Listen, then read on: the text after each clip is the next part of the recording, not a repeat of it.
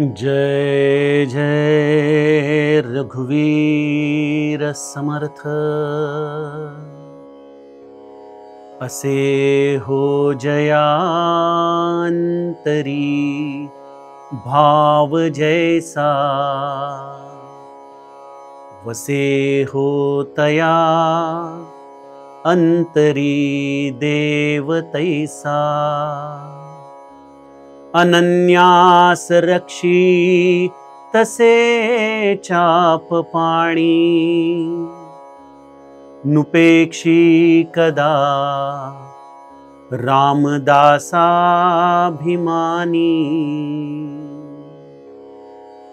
जय जय रघुवीर समर्थ। श्रोता वक्ता श्री राम समर्थ। जय जय रघुवीर समर्थ। श्रीराम आपल्या सर्वांच्या हृदयस्थ वसणाऱ्या आत्मा रामास साष्टांग प्रणिपात करून मनोबोध एक अंतरयात्रा हा श्री समर्थ रामदास स्वामी विरचित मनाच्या श्लोकांचा जो आपण चिंतनात्मक मागोवा घेत आहोत, सज्जनहो, आज आपण त्यातील श्लोक क्रमांक 35 याचं चिंतन करणार आहोत। समर्थ गेल्या काही श्लोकांमधून नुपेक्षी कदा रामदासाभिमानी या सूत्राच्या आधाराने पुराणातील, रामायणातील आणि ह्यांचा संदर्भ आपण गुरुकृपेने या 2025 मध्ये आपल्या जीवनात कसा आहे अशा पद्धतीने आपल्याला हे चिंतन सांगत आहेत।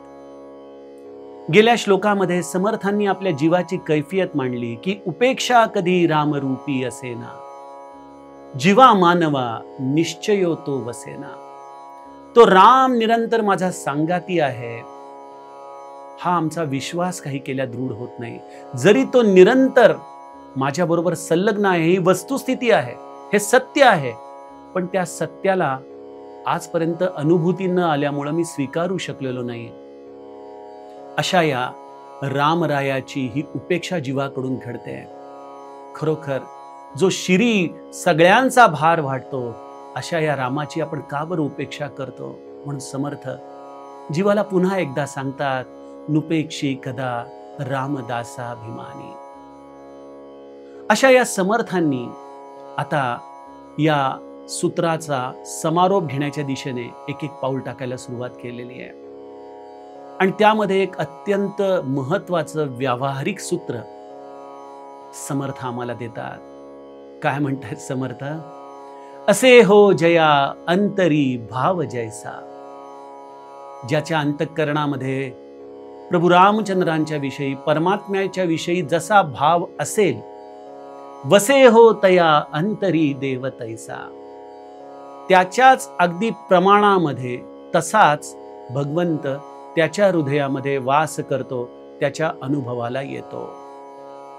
आणि जो अनन्य झालाय, अनन्यास रक्षी तसे चाप पाणी, जो भगवंताशिवाय दुसरं कोणीच नाही या भूमिकेला तद्रूप झालेला आहे, जो सर्व भावे त्याला शरणागत झालेला आहे, अशा अनन्याचं रक्षण तो चाप पाणी अर्थात हातामध्ये धनुष्य धारण केलेला राम अशा पद्धतीने करतो। म्हणून नुपेक्षी कदा राम दासाभिमानी।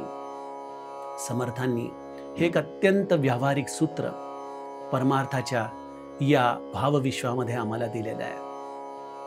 सज्जनो, आजच्या काळामध्ये जसं आस्तिकांचं प्रमाण आहे त्याचप्रमाणे बौद्धिक दृष्टिकोन असलेल्या नास्तिकांचं देखील प्रमाण आपल्याला दिसतं। बघा, भगवंत हा श्रद्धा, अश्रद्धा आणि अंधश्रद्धा या सगळ्याच्या पलीकडे आहे। श्रद्धेच्या आधाराने आपण जगावरती त्याच्या अस्तित्वाची जाणीव कधीच उमटवू शकत नाही, परंतु जर ती श्रद्धा आपण आपल्या अंतरंगापुरती मर्यादित ठेवली तर आपल्याला मात्र निश्चितपणे त्या परमात्म्याची अनुभूती येते। आणि या कलियुगाचा महिमाच असा आहे की ते तुमच्या अंतरंगाच्या श्रद्धेला डळमळीत करतं बघा. या बौद्धिक विषयांपासून, नको असलेल्या माहितीमधून तुमची श्रद्धा हे आजचं विज्ञान बऱ्याचदा डळमळीत करतं. बऱ्याचदा आमच्या श्रद्धेला अंधश्रद्धा आहे असं म्हणून हिणवलं जातं आणि त्यामुळे मनुष्य हा स्वाभाविकपणे अश्रद्धेमध्ये जातो, नास्तिक होतो. खरं तर तो भगवंत जो गुणातीत आहे, तो या तिन्ही श्रद्धा, अश्रद्धा आणि अंधश्रद्धा या तिघांच्या पलीकडे आहे. त्याला जर जाणायचं असेल तर या भगवंताचं रूप नेमकं काय आहे, आपण त्याच्याविषयी वारंवार चर्चा करतो की हा निराकार, निर्विकल्प, निर्गुण भगवंत जो इंद्रियातीत आहे, जो मनातीत आहे, जो बुद्धीच्या परे आहे, अशा या भगवंताला आपण कशा रूपाने बघायचं? याला एक साधं सोपं सूत्र सांगू का? भगवंत म्हणजे आपल्या वृत्तीचा आरसा आहे. जसं आपण देहाला आरशामध्ये बघतो ना, तसा आपल्या वृत्तीचा आरसा म्हणजे भगवंत आहे. मुखाने भगवंत आहे, भगवंत आहे म्हणणं ही गोष्ट वेगळी झाली, आणि हृदयामध्ये अंतःकरणापासून त्या भगवंताच्या विषयी अत्यंतिक निष्ठा सांभाळणं ही एक वेगळीच गोष्ट आहे. त्या निष्ठेच्या आधाराने त्याच हृदयामध्ये तो भक्त भगवंताचं दर्शन करू शकतो. जो निर्विकल्प, निर्गुण, निराकार असं तत्व सांगतं, तोच भगवंत त्या भक्तासाठी सगुण साकार होऊ शकतो, त्याच्या श्रद्धेच्या आधाराने, त्याच्या निष्ठेच्या आधाराने. पण त्याचप्रमाणे जर एखादा नास्तिक त्या भगवंताला मुखानेही नाही म्हणतोय आणि अंतःकरणामध्ये देखील त्याच्याविषयी तो एक प्रकारे त्याच्या अस्तित्व बुद्धीला नाकारत आलेला आहे, तर त्याच्या हृदयामध्ये देखील त्या भगवंताचं चित्र बघायला जावं तर तो आरसा आपल्याला पूर्णपणे कोरा दिसतो. तिथं त्या भगवंताच्या अस्तित्वाची जाणीव आपल्याला दिसू शकत नाही. खरोखर एकदा स्वामी विवेकानंदांची गोष्ट आता बोलता बोलता सहज आठवली. एका पाश्चात्य युनिव्हर्सिटीमध्ये स्वामी विवेकानंद लेक्चरला गेलेले असताना एका व्यक्तीने असाच प्रश्न विचारला की कुठे देव, कुठे देव? तो देव कुठेही नाहीये. तर स्वामी विवेकानंदांनी त्याला सांगितलं की तुम्ही जे आता म्हणताय ते जरा फळ्यावर लिहिता का? तर तो येऊन लिहितो, God is nowhere. God हा कुठेही नाहीये, God is nowhere. Swami Vivekananda फक्त हसून त्या वाक्याला करेक्ट करतात आणि म्हणतात, गॉड इज नाऊ हिअर. तो डब्ल्यू इकडे घेतल्यानंतर तो देव आत्ता इथं आहे, या क्षणी आहे. अशा पद्धतीने तो त्यांच्या अंतरंगाच्या निष्ठेच्या आधाराने उत्तर देतो. म्हणजे देव कसा आहे? सापेक्ष आहे, ज्याच्यामध्ये त्याची अस्तित्वाची जाणीव आहे, ज्याच्यामध्ये त्याची निष्ठा आहे, त्याच्यासाठी तो निरंतर तिथं आहे. आणि ज्याच्या हृदयामध्ये ती भावना नाही, त्याच्यासाठी तो भगवंत कुठंच नाही. हिरण्यकश्यप आणि प्रल्हादाची वारंवार आठवण येते, कारण ही दोन तत्वच आहेत एक प्रकारे. एक आस्तिक आहे, एक नास्तिक आहे. हिरण्यकश्यप म्हणतो तो भगवंत इथं आहे, या खांबामध्ये आहे. आणि प्रल्हाद, ज्याला ही दिव्य दृष्टी प्राप्त झालेली आहे, सर्व चराचरी दृष्टी ऐसी करी, दावी रूप हरी अखंडित, असा हा नारायण सगळ्या चराचरामध्ये, प्रत्येक अणुरेणूमध्ये भरून उरलेला आहे. माझे समर्थ पुढे जाऊन या भगवंताचं रूप काय सुंदर सांगतात. नभी वावरे जो अणुरेणू काही, रीता ठावया राघवे वीण नाही. या अणुरेणूंचा केंद्रबिंदू आहे माझा भगवंत. आणि हे कधीही विज्ञान त्याच्या दुर्बिणींमधून त्याला पाहू शकत नाही. त्याला बघण्याची दुर्बीण एकच आहे, आणि ती म्हणजे अंतःकरणाची श्रद्धा. आपल्याला गणितामध्ये समप्रमाण आणि व्यस्त प्रमाण याची उदाहरणं असायची बघा. एखादी गोष्ट एखाद्याच्या व्यस्त प्रमाणात असते, तर एखादी गोष्ट एखाद्याच्या समप्रमाणात असते. परमार्थामध्ये जर हा फॉर्म्युला लावायचा झाला तर भगवंताचं अस्तित्व हे श्रद्धेच्या समप्रमाणात आहे आणि अश्रद्धेच्या व्यस्त प्रमाणात आहे. ज्याच्या हृदयामध्ये भगवंताच्या विषयी श्रद्धा आहे, त्याच्या समप्रमाणामध्ये त्याला भगवंताचं अस्तित्व दिसत जातं. आणि जो या नास्तिकतेचा निरंतर जयघोष करतो की देव नाही, देव नाही, देव नाही, त्याच्यासाठी त्या भगवंताचं अस्तित्व शून्यत्वाकडे जायला लागतं. त्याला ते कधीच सापडत नाही. पण या अस्तिक नास्तिक लढाईमध्ये एक गंमत अशी आहे की जरी ही अस्तित्व बुद्धी असलेले लोक हे हाताच्या बोटावर मोडणे अटके असले, बघा पुराणापासून जर आपण बघत गेलो तर किती कमी लोक आहेत. प्रल्हादाची गोष्ट तर मी सांगतोच, आमचा ध्रुव बाळ आहे, ही साधू संत मंडळी आहेत, हा गजेंद्र आहे, ज्यांनी ज्यांनी या भगवंताच्या अस्तित्वाला मानलं, आर्ततेने त्यांनी अत्यंत श्रद्धापूर्वक या भगवंताच्या नामाचा टाहो फोडला, त्यांच्यासाठी तो भगवंत हा आजही प्रगट होतो, त्यांचं रक्षण करतो, त्यांना त्यांच्या या महासंकटापासून सोडवतो. ही वस्तुस्थिती आपण जाणतोच.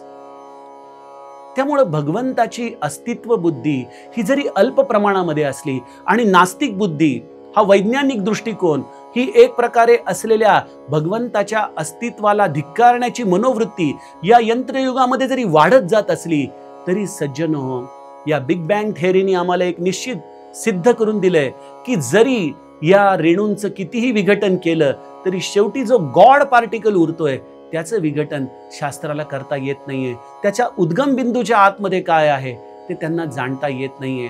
आणि इथंच या भगवंताचं अस्तित्व बुद्धीच्या समोर विज्ञान हात टेकतं. आणि त्यामुळे असं म्हटलं जातं की जिथं विज्ञानाची सीमारेखा आहे तिथून अध्यात्माची सुरुवात होते.